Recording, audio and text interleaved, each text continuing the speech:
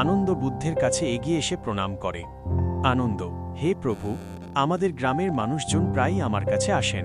তারা জিজ্ঞাসা করেন কিভাবে জীবনে সফলতা লাভ করা যায়, কিভাবে তারা তাদের ব্যবসা, কৃষি বা পারিবারিক জীবনে উন্নতি করতে পারেন। আমি তাদের কি উত্তর দেব? বুদ্ধ মৃদু হাসলেন। বুদ্ধ: হে আনন্দ, আমি তো কখনো জাগতিক সাফল্যের কথা বলিনি। আমার শিক্ষা তো দুঃখ থেকে মুক্তির পথ দেখায়। কিন্তু যে ব্যক্তি সঠিক পথে চলে তার জীবন এমনিতেই সুন্দর ও সফল হয়। তাদের বলো 4টি স্তম্ভের কথা। দৃশ্য 2: 4টি স্তম্ভ।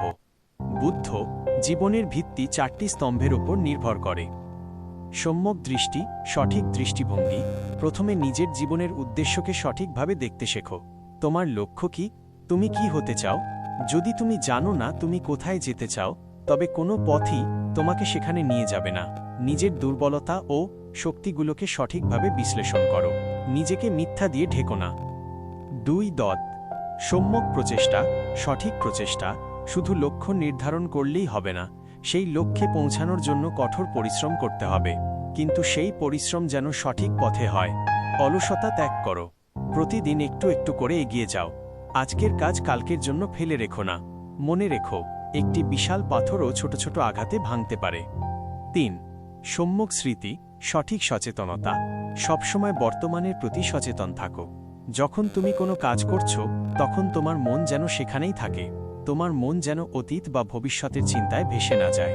যখন তুমি খাচ্ছ তখন শুধু খাওয়ার প্রতি মনোযোগ দাও। যখন তুমি কাজ করছো তখন শুধু কাজের প্রতি মনোযোগ দাও। বর্তমানই তোমার সাফল্যের বীজ।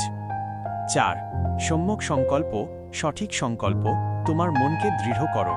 জীবনে অনেক বাধা আসবে, অনেক ব্যর্থতা আসবে, কিন্তু তোমার সংকল্প যেন ভাঙবে না। তোমার মনকে হিংসা, লোভ ও ক্রোধ থেকে মুক্ত করো। একটি শান্ত ও দৃঢ় মনই সাফল্যের আসল শক্তি। দৃশ্য 3: ফললাভ। এক গ্রামবাসী উঠে দাঁড়ায়।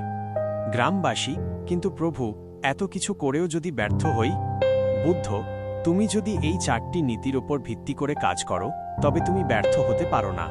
হয়তো তোমার প্রত্যাশা অনুযায়ী ফল নাও পেতে পারো, কিন্তু তুমি একজন উন্নত মানুষ হিসেবে গড়ে উঠবে। তোমার কাজ, তোমার মন এবং তোমার জীবন সম্পূর্ণ হবে। আর এটাই প্রকৃত সাফল্য।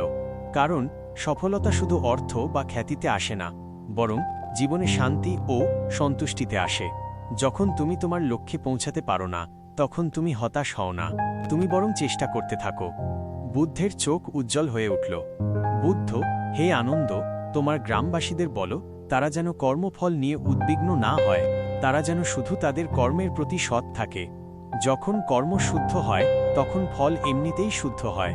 আর যখন মন শান্ত থাকে তখন জীবনে কোনো ব্যর্থতাই আর ব্যর্থতা থাকে না। যদি এই গল্পটি আপনার ভালো লেগে থাকে তাহলে আমাদের চ্যানেলটি সাবস্ক্রাইব করুন। আরও এমন অনুপ্রেরণামূলক গল্প পেতে চাইলে লাইক এবং কমেন্ট করে আমাদের জানান। ভিডিওটি দেখার জন্য সবাইকে ধন্যবাদ।